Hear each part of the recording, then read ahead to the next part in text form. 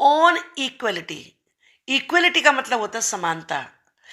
क्या आप सोचते हैं कि अमीर गरीब, छोटी जाति के, बड़ी जाति के, हिंदू, मुस्लिम, अमीर गरीब, ये सब बराबर हैं? हाँ, कुछ चीजों में तो बराबर हैं। सब लोग तो वोट डालने जाते हैं, चाहे वो अमीर हो गरीब हो, एक ही सेम लाइन में खड़े होकर वोट डालते हैं। लेकिन क्या गरीब बच्चे बहुत महंगे स्कूल में एडमिशन ले सकते हैं? नहीं ना। क्या जो लोअर कास्ट हैं उन्हें सब कुछ अधिकार हैं? कॉन्स्टिट्यूशन में तो हैं। तो ये सारी चीजें ही हम इस लेसन में पढ़ने वाले हैं, जिसका नाम है ऑन इक्वलिटी। तो चलिए शुरू करते हैं चैप्टर। ये इन्होंने कुछ कैरेक्टर दिए हैं। ये मंजीत कौर हैं, टीचर हैं। तेजा सिंह ट्रेडर हैं, व्यापारी। गिरीश राव स्टूडेंट हैं। कांता देवी डोमेस्टिक वर्कर, घर में काम करने वाली नौकरानी हैं। और सुजाता कुमारी भी डोमेस्टिक वर्कर हैं। इनमें एक बातचीत चल रही है। पहले बातचीत हम देखते हैं। इलेक्शन का दिन है। कांता और उसकी फ्रेंड सुजाता अब वो वोट डालने के लिए वेट कर रही हैं। तो सुजाता कहती है, ये इजंट इट गुड सुजा, ये कह रही है कांता, सुजा क्या ये बात सही नहीं है कि हम सारे इक्वल सिटीजन हैं वोट डालने के लिए? देखो जरा जैन साहब जिनके यहाँ वो काम करती है, वो भी हमारे पीछे खड़े हैं। तो ये कहती है हाँ हाँ ऐसा ही है बिल्कुल। फिर इसके बाद अब वो कहती है कांता से, कांता जरा आगे चलो, देखो तुम्हारी बारी आ गई।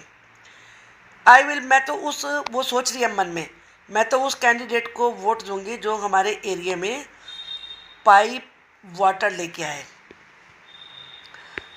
तो इस तरीके से उसके बाद अब वो दोनों यहाँ से ये वोट डालकर जा रहे हैं और वो कहते हैं कि हम बाद में मिलेंगे, और ये नमस्ते करती हैं सबको।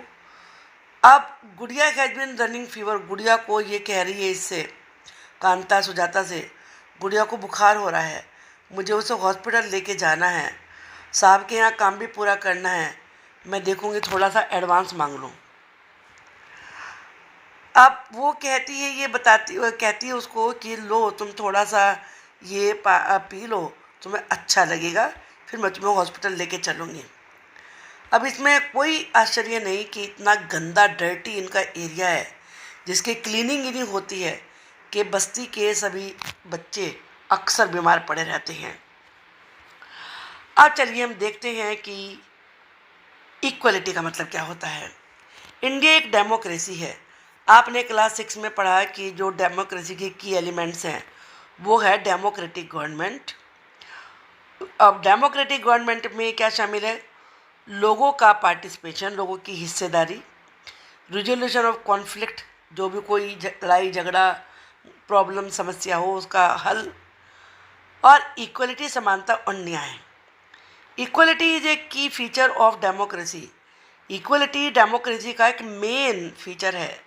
Influences all aspects of its functioning, और इससे उसके सारे काम प्रभावित होते हैं। मतलब इक्वलिटी नहीं है तो आप उसे डेमोक्रेसी कह ही नहीं सकते हैं। सबसे पहला क्या है इसमें? Equal right to vote, vote डालने का अधिकार। In a democratic country like India, हमारा जैसे इंडिया एक डेमोक्रेटिक कंट्री है, यहाँ सभी एडल्ट को, एडल्ट जो 18 ईयर्स का हो जाता है वो एडल्ट बन जाता है, चाहे फिर उसका रिलीजन कोई भी हो, यानी कि धर्म कोई भी हो, वो कितना भी उसकी एजुकेशन हो, किसी भी कास्ट का हो, चाहे वो रिच हो या पुअर हो, सबको वोट डालने का अधिकार है। इसे कहते हैं यूनिवर्सल एडल्ट फ्रेंचाइज। ये याद रखिए, ये इंपॉर्टेंट क्वेश्चन है, ये इसको ज़रूर आप समझें। The idea of universal adult franchise is based on the idea of country. ये जो यूनिवर्सल एडल्ट फ्रेंचाइज का आइडिया है, ये इस इक्वलिटी पर है, क्योंकि इसमें ये कहा जाता है कि किसी भी कंट्री में जो भी एडल्ट हैं, चाहे उनके पास धन दौलत है या नहीं है, वो किसी भी जाति के हैं, उन सबको वोट डालने का अधिकार है। अब जरा हम कांता और सुजाता की तरफ से देखते हैं। अब यहाँ पे आप देख रहे हैं कि ये काम कर रही है, और इसकी जो कह रही है ये लैंडलेडी मालकिन कह रही है जरा ध्यान से देखना कोने ठीक से साफ हो जाएं, और ये तुम्हारा एडवांस है और इसे आदत मत बना लेना। अब वो कहती है नो मैडम। कांता सोच रही है कि वोट डालने में तो सब बराबर थे। अब कांता जो है वो स्लम में रहती है, जो झुग्गी झोपड़ी वाली बस्तियां होती हैं। उसके घर के पास ही एक नाली है। डॉटर उसकी सिक रहती है, she can not take the day off from work. फिर भी उसे काम से एक दिन की छुट्टी नहीं मिलती। क्यों? क्योंकि उसे अपने एम्प्लॉयर से, जिसके यहाँ वो काम करती है, उनसे पैसा उधार लेना है ताकि वो अपनी बच्ची को डॉक्टर के पास ले जा सके। अब लेकिन तक को वोट डालने का अधिकार है, उसका डेली जो लिविंग और वर्किंग कंडीशन है, लेकिन वो इक्वल होने से बहुत दूर है। वो बिल्कुल भी इक्वल नहीं है। एक तो क्या फ़र्क है कि वो पुअर हैं, दूसरे अमीर हैं। और उसके अलावा और क्या मतलब हमें बताता कि वो इक्वल नहीं है, वो है कास्ट सिस्टम। यहाँ पर आप एग्जाम्पल पढ़ेंगे कि कैसे इंडिया में कास्ट सिस्टम है। यहाँ दिखाया है कि जो रूरल इंडिया में लोग रहते हैं वो वहीं पर कास्ट सिस्टम है, नहीं शहरों में भी है। शहरों में अगर आपको कास्ट सिस्टम देखना तो मैट्रिमोनियल देखिए। मैट्रिमोनियल जो शादी के लिए एडवर्टीजमेंट होते हैं उसमें कास्ट पूछी हुई होती है, जो बहुत पढ़े लिखे लोग हैं, highly educated urban Indians. Urban शहरी, शहर में रहने वाले, रूरल गांव में रहने वाले। तो वो कास्ट क्यों पूछी है अगर मान लीजिए वो कास्ट सिस्टम में विश्वास नहीं करते। अब यहाँ पर एक दलित चाइल्ड जो कि स्कूल जा रहा है उसका यहाँ पर वर्णन दिया हुआ है। अब दलित का मतलब ही क्या होता है? दलित का मतलब है सो कॉल्ड लोअर कास्ट। दलित कहते हैं ब्रोकन, यानी कि टूटा हुआ। और ये वर्ड यूज़ करके आप उन्हें ये पॉइंट आउट करते हैं कि वो उनके साथ कितने गंभीर तरीके से भेदभाव किया जा रहा है, फिर भी उन्हें सहन करना पड़ता है। यहाँ पर दो चिल्ड्रन की स्टोरी दी है। एक है ओम प्रकाश वाल्मीकि, वो फेमस दलित राइटर हुए हैं। 1950 में पैदा हुए और 2013 तक वो रहे दुनिया में, देन ही डाइड। उन्होंने एक अपनी बायोग्राफी लिखी है जिसका नाम है झूठन। वो लिखते हैं कि जब मैं अपनी क्लास में था मुझे दूसरों से अलग बैठना पड़ता, फर्श पे ही बैठना पड़ता, और मैट भी ख़त्म हो जाती थी जब मैं जाता था। कितनी बार तो मुझे दूसरों से दूर होके बैठना पड़ता था, बिल्कुल दरवाजे के पास। अब एक दिन क्या हुआ, हेडमास्टर ने ओम प्रकाश से प्लेग्राउंड साफ करने के लिए कहा, और सारे स्टूडेंट तो पढ़ रहे थे, लेकिन उन्होंने उसे ही कहा। सारा दिन उसके मुंह में डस्ट जाती रही। दूसरे चिल्ड्रन क्लास में बैठ के स्टडी कर रहे थे और वो स्वीपिंग कर रहा था। हेडमास्टर रूम में बैठे हुए थे और लगातार उसे ही देख रहे थे। और ये बात एक ही दिन ख़त्म नहीं हुई, बल्कि अगले कुछ दिनों तक भी ओम प्रकाश से वो प्लेग्राउंड ही क्लीन करवाते रहे। आखिर में क्या हुआ कि एक दिन उनके फादर जा रहे थे ओम प्रकाश के वहाँ से। उन्होंने देखा अपने लड़के को स्वीपिंग करते हुए। वो अंदर आए, अपने बच्चे का उन्होंने हाथ पकड़ा और कहा, ले जाते हुए उसको, यू आर ए टीचर, तुम टीचर हो तो मैं जा रहा हूँ, लेकिन याद रखना मास्टर साहब वो यहीं पढ़ेगा, he will study right here, इसी स्कूल में, नॉट जस्ट वही नहीं बल्कि उसके जैसे और बच्चे भी पढ़ेंगे। ये ओम प्रकाश वाल्मीकि की लिखी हुई किताब है जिसका नाम है झूठन। अब दूसरी स्टोरी एक और चाइल्ड की, एक फैमिली के बारे में है। ये बड़े बड़े शहरों की स्टोरी है। इसमें एक मिस्टर और मिसेस अंसारी है। ये एडल्ट हैं, वो तो चाइल्ड था, एडल्ट हैं। तो उन्हें क्या होता है कि उन्हें एक चाहिए था, हाउस चाहिए था रहने के लिए रेंट पर। दे विजिटेड फर्स्ट अपार्टमेंट, पहले फर्स्ट अपार्टमेंट में गए। वो अंसारी को वो बहुत ही पसंद आया, लेकिन लैंडलेडी कहते हैं मकान मालकिन, जब उसने उनका नाम पूछा तो वो एक्सक्यूज़ देने लगी कि वो अपना घर किसी ऐसे को नहीं देगी जो मीट खाते हों। तो उसने उन्हें अपना घर देने से दिया। वो बहुत सारे हाउसेस देखने के लिए गए। फाइनली जो प्रॉपर्टी डीलर था, यानी कि जो उन्हें किराए पर मकान दिलवा रहा था, उसने उनसे कहा कि तुम अपना नेम बदल लो तभी तुम्हें मकान किराए पे मिल सकता है। तब वो मिस्टर एंड मिसेज कुमार बने। पहले तो वो ये नहीं करना चाह रहे थे, रिलक्टेंट थे, लेकिन बाद में उन्होंने ये किया और तब उन्हें 1 महीना लग गया उनको एक हाउस रेंट पर लेने में। रिकॉग्नाइजिंग डिग्निटी, डिग्निटी का मतलब होता है रिस्पेक्ट। हर आदमी को इज्जत चाहिए, तो उसे डिग्निटी कहते हैं। अब आपको ये समझ में आ गया होगा कि हम जिस कास्ट में पैदा होते हैं, जाति में पैदा होते हैं, जो रिलीजन, जो धर्म आप अपनाते हैं, हमारी क्लास बैकग्राउंड क्या है, हम अमीर हैं या गरीब हैं, मेल हैं या फीमेल हैं, ये हमारे डिटरमिन करती है कि लोग हमें कैसे ट्रीट करेंगे, कैसे हमारे साथ व्यवहार करेंगे। ओम प्रकाश से कास्ट की वजह से उसे मतलब मिसबिहेव किया गया, और जो अंसारी थे उनसे रिलीजन के आधार पर किया गया। When persons are treated unequally, जब लोगों के साथ अनइक्वली बिहेवियर किया जाता है, मतलब उन्हें समान तरीके से नहीं माना जाता, तो उनकी डिग्निटी, आत्मसम्मान उससे प्रभावित होता है। जैसे कि ओम प्रकाश वाल्मीकि का हुआ और अंसारी का हुआ। यहाँ पर एक सीन दिखाया है, ये दीवार पिक्चर का सीन है। फिल्म थी, ये बॉय जो कि शो शाइन के रूप में काम करता है और उसे सिक्का, कॉइन उसके ऊपर फेंक के दिया जाता है। तो उसे लगता है कि उसके काम में डिग्निटी है, कि काम कोई छोटा बड़ा नहीं होता जो वो काम करता है, इसीलिए वो ये कहता है कि ये सिक्का उसे रेस्पेक्टफुली दिया जाए। आप यहाँ पर सीन दे सकते हैं, he is doing show shining और उसे काम के बदले वो सिक्का फेंक के देता है। तो तब उसे आखिर में जब वो कहता है तो वो उसको हाथ में उठा के देते हैं। अब है equality in Indian democracy. In Indian constitution में ये माना जाता है कि सभी लोग इक्वल हैं। इक्वल होने से मतलब क्या होता है?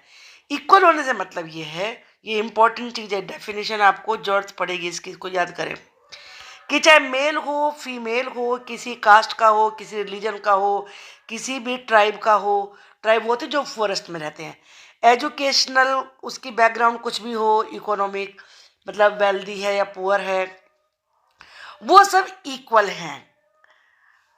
This is not to say that inequality ceases to exist. अब अगर ये बातें सही से फॉलो की जाए तो इनइक्वलिटी रहेगी नहीं। जबकि जो पहले होता था, वो law existed to protect people from discrimination and ill treatment. पहले यानी कि इंडिपेंडेंस से पहले भेदभाव को रोकने के लिए, गलत व्यवहार को रोकने के लिए कोई रूल नहीं था, कोई लॉ नहीं था। लेकिन अब बहुत सारे ऐसे रूल हैं जिन्हें की इम्प्लीमेंट किया जाता है और लोगों को डिग्निटी के साथ और इक्वल रूप से उनके साथ ट्रीटमेंट किया जाए, व्यवहार किया जाए, उनको फॉलो किया जाता है। आप यहाँ पर पिक्चर देख रहे हैं, ये पार्लियामेंट की पिक्चर है और ये पार्लियामेंट हमारी डेमोक्रेसी का कॉर्नर स्टोन है। इसमें जिन्हें हम नेता चुनते हैं वोट डाल के, वो यहाँ पर जाते हैं और सभी लोगों के वेलफेयर के लिए रूल्स बनाते हैं, लॉ बनाते हैं। द रिकॉग्निशन इक्वलिटी इंक्लूड्स, अब ये इंपॉर्टेंट चीज़ है कि इक्वलिटी में क्या क्या आता है, इसको भी आप ध्यान से देखें। इक्वलिटी में आता है सबसे पहली बात कि लॉ के सामने हर कोई इक्वल है, चाहे अमीर हो, चाहे गरीब हो, चाहे किसी भी जाति का हो, पढ़ा लिखा हो या अनपढ़ हो। तो यानी कि इंडिया के प्रेसिडेंट से लेकर चाहे कांता एक डोमेस्टिक वर्कर नौकरानी है, उसे सब लॉ को फॉलो करना होता है। दूसरा ये नंबर 1 हुआ। और नंबर 2 क्या हुआ कि किसी भी आदमी के साथ डिस्क्रिमिनेशन वर्ड याद रखिए, भेदभाव होता है। इसका मतलब रिलीजन, उनकी कास्ट, उनके वो कहाँ रहते हैं, कहाँ पैदा हुए हैं, फीमेल है कि मेल है, इस पे डिस्क्रिमिनेशन नहीं किया जा सकता। अब नंबर 3 क्या है? नंबर 3 ये है कि हर व्यक्ति जितने भी पब्लिक प्लेसेस हैं, जिनमें प्लेग्राउंड हैं, होटल्स हैं, शॉप्स हैं, मार्केट्स हैं, सब वहाँ पर जा सकते हैं। तो चाहे वो फिर वेल्स हो, रोड्स हो, बाथिंग घाट हो, सब के लिए ओपन है। अब है फोर्थ का मैं है अनटचेबिलिटी हैज बीन एबोलिश, कि छुआछूत को कानून के द्वारा खत्म कर दिया गया है। अब government two ways in which the government had tried to implement the equality. Government क्या कर रही है इक्वलिटी को लागू करने के लिए? गवर्नमेंट ने ये भी चीज़ बड़ी इंपॉर्टेंट है। अब इसमें आप क्या चीज़ देखेंगे, इसमें नंबर 1 जो गवर्नमेंट ने किया है वो है कि कॉन्स्टिट्यूशन को फॉलो किया जाएगा, इसकी गारंटी है। और सेकंड है कि गवर्नमेंट प्रोग्राम चलाए जाएंगे, स्कीम चली जाएंगी जो भी डिसएडवांटेज उपेक्षित कम्युनिटीज़ हैं उनको हेल्प करने के लिए। सबसे पहला जो प्रोग्राम चलाया वो था mid day meal scheme. Mid day meal scheme, इसका मतलब ये था कि इसमें स्कूल में ही लंच बनाया जाता है चिल्ड्रन के लिए। अभी बनता है जितने भी गवर्नमेंट स्कूल्स हैं, और बच्चों को लंच में घर से लंच नहीं लाना होता, वहीं से खिलाया जाता है। सबसे पहले ये कहाँ लागू हुआ था, इस चीज़ को याद रखिए, तमिलनाडु में। और कब? ये मतलब 2001 में।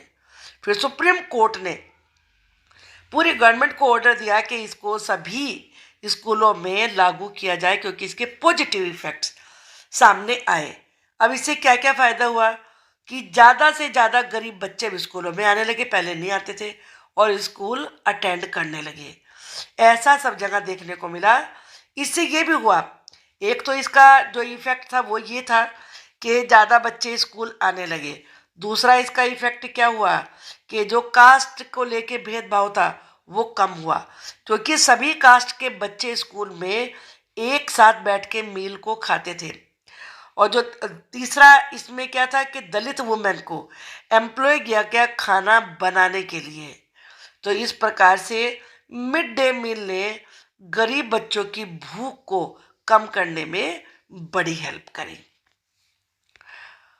गवर्नमेंट ने बहुत सारे और प्रोग्राम चलाए जिससे कि लोगों को इक्वलिटी बढ़ाने में हेल्प मिले, लेकिन फिर भी अभी काफ़ी कुछ करना बाकी है। There is much that still needs to be done. आज भी बहुत सारे हमारे कंट्री में स्कूल्स हैं। There are several schools in the country in which Dalit children like Om Prakash Valmiki are discriminated. उनसे भेदभाव किया जाता है और उन्हें अनइक्वली ट्रीट किया जाता है। तो ऐसा नहीं होने किया जाना चाहिए। यहाँ पर एक और एग्जाम्पल दिया, आप ये फोटो देख रहे हैं, ये है डॉक्टर भीमराव अंबेडकर की। वो कॉन्स्टिट्यूशन को बनाने वाली कमेटी के चेयरमैन थे। तो उन्होंने अपनी लिखा है अपनी बुक में, it is disgraceful to live at the cost of one self respect, कि किसी को बेइज्जत करके जीना बिल्कुल भी अच्छी बात नहीं है। आत्मसम्मान जीने के लिए बहुत इम्पोर्टेंट वाइटल फैक्टर है। इसके बिना आदमी सिफर है, यानी कि जीरो है, अगर आदमी में आत्मसम्मान नहीं है। और अपने सेल्फ रिस्पेक्ट के साथ जीने के लिए आदमी को बहुत सारी डिफ़िकल्टीज़ का सामना करना पड़ता है। ये कंटिन्यूस स्ट्रगल है, बहुत स्ट्रगल करना पड़ता है। मैन इज मॉर्टल, आदमी मरणशील है, हर किसी को मरना है किसी ना किसी दिन। लेकिन ये याद रखना चाहिए, रिजोल्व करना चाहिए कि आदमी सेल्फ रिस्पेक्ट के साथ अपने जीवन के अंत से पहले, यानी कि अपने जीवन में वो आत्मसम्मान को पा सके। Nothing is more disgraceful for a brave man than to live life devoid of self respect. आदमी के लिए इससे बड़ी बेइज्जती कुछ हो ही नहीं सकती कि उसे आत्मसम्मान के बिना जीना पड़े। तो लिखते हैं कि क्यों स्लो चेंजेस क्यों आए, रूल बने हैं, ऐसे लॉज बना दिए हैं कि पक्षपात नहीं किया जा सकता, डिस्क्रिमिनेशन नहीं किया जा सकता, लेकिन आदमी का जो एटीट्यूड है, सोच है, वो स्लोली चेंज होती है। आज लोग अवेयर हैं कि लॉ के अगेंस्ट भेदभाव डिस्क्रिमिनेशन होता है। They continue to treat people unequally on the basis of their caste. फिर भी कास्ट के आधार पर, रिलीजन के आधार पर, डिसेबिलिटी कि वो अपंग है, इकोनॉमिक स्टेटस रिच है पुअर है, या फिर ये कि वो वुमेन है या मैन है, भेदभाव करते रहते हैं। वुमेन को बहुत सारे लोग इन्फीरियर मानते, लेकिन नो वन इज इन्फीरियर, कोई छोटा नहीं है। सभी के साथ डिग्निटी के साथ, रिस्पेक्ट के साथ व्यवहार किया जाना चाहिए, और तभी ये जो एटीट्यूड है छोटा बड़ा समझने का, ये चेंज होगा, ये सबके लिए बड़ा इंपॉर्टेंट है। अब issues of equality in other countries, other democracies, केवल इंडिया में ही ऐसी सिचुएशन नहीं है कि भेदभाव होता है। India is the only democratic country in which there is inequality and where the struggle for equality continues. क्या आप सोचोगे केवल इंडिया में ही ऐसा होता है? नहीं, यूनाइटेड स्टेट्स का एग्जाम्पल दिया है। In the United states of America, वहाँ पर अफ्रीकन अमेरिकन्स हैं जिनके एंसेस्टर्स को ये अमेरिका में गुलाम की तरह से, स्लेव की तरह से ट्रीट किया जाता था और उन्हें अनइक्वल माना जाता था। मान लीजिए उन्हें ट्रेन में, बस में ट्रेवल करते थे तो उन्हें जमीन at the back of the bus के पीछे बैठना पड़ता था। Get up from the seat whenever a white person wish to sit. अगर कोई गोरा व्यक्ति बैठना चाहे, अगर वो सीट पे ही बैठे हैं तो उन्हें उठना पड़ता था। यहाँ एक एग्जाम्पल दिया है, इसको आप याद रखिए। रोजा पार्क्स एक अफ्रीकन अमेरिकन वुमन थी। वो काफ़ी समय काम करने के बाद टायर्ड हो चुकी थी, तो वो अपनी सीट से नहीं उठी जब वाइट मैन आए अंदर, मतलब उसमें बस में। ये 1 दिसंबर 1955 की बात है और उनके मना करने की वजह से कि उनके साथ अनइक्वल तरीके से बिहेवियर किया जाता है, एक एजिटेशन यानी कि एक विरोध शुरू हो गया। एजिटेशन का मतलब विरोध। यह रोजा पार्क्स, इन्होंने उठने से मना कर दिया तो एक विरोध शुरू हुआ जिसको कहा गया civil rights movement. Civil rights act 1964 में बना और तब ये किया गया, ये भी इम्पोर्टेंट चीज़ है, इसको भी आप याद कर रखें कि रेस, जाति, रिलीजन, नेशनल, कौन से कंट्री में पैदा हुआ है, इसके आधार पे किसी पक्षपात नहीं किया जा सकता। It also stated that all school के सारे स्कूल्स अफ्रीकन अमेरिकन चिल्ड्रन के लिए भी ओपन रहेंगे। उन्हें सेपरेट स्कूल नहीं अटेंड करने पड़ेंगे। लेकिन most African American children can only afford to attend government school. ऐसा हुआ, लेकिन गवर्नमेंट स्कूल जो अमीरों के लिए हैं, जो अफ्रीकन अमेरिकन के लिए हैं, दोनों अलग अलग हैं। जो अफ्रीकन अमेरिकन के लिए वहाँ फीवर, बहुत कम फैसिलिटीज़ हैं, वहाँ पे कम पढ़े लिखे टीचर्स हैं और इसीलिए जो वाइट स्टूडेंट्स हैं वो ज़्यादातर प्राइवेट स्कूल में जाते हैं और या फिर उन गवर्नमेंट स्कूल में जाते हैं जिन्हें हाईली रेटेड है, जिनकी मतलब जहाँ पर सारी फैसिलिटीज़ अवेलेबल हैं। तो इंडिया की कॉन्स्टिट्यूशन में आर्टिकल 15 है, इसको याद रखिए। इसमें एक यहाँ पर दिया गया है कि डिस्क्रिमिनेशन के ऊपर क्या राइट्स दिए गए हैं। इसमें लिखा है कि किसी के साथ भी रिलीजन, रेस, कास्ट, सेक्स यानी कि मेल है कि फीमेल है, प्लेस ऑफ बर्थ के आधार पे नहीं भेदभाव किया जाएगा। डिस्क्रिमिनेशन याद रखिए, भेदभाव। No citizen shall on grounds only of religion, कि वो कहाँ पैदा हुआ है उसे किसी भी तरीके से रोका नहीं जाएगा। और सभी show, public restaurant, hotels, places of public entertainment जैसे सिनेमा हॉल है, सब के लिए खुले हुए होंगे। वो कोई भी वेल, कोई भी टैंक, कोई भी बाथिंग घाट, रोड और प्लेसेस ऑफ पब्लिक रिसोर्ट कोई भी यूज़ कर सकते हैं। अब चैलेंज ऑफ डेमोक्रेसी, डेमोक्रेसी के सामने क्या चुनौती है, आप इस बुक में पढ़ेंगे कैसे जो इक्वलिटी का इशू है वो डेमोक्रेटिक इंडिया में डेली लाइफ को कैसे प्रभावित कर रहा है, ये आप आगे के चैप्टर में पढ़ेंगे। और गवर्नमेंट क्या कर रही है कि लोगों की जो इक्वलिटी है और डिग्निटी है उसको मेंटेन रखा जाए। आई होप कि आपको पूरा चैप्टर समझ में आ गया होगा। अब आपको क्वेश्चन आंसर समझने में कोई प्रॉब्लम नहीं आएगी। Thank you for watching the video.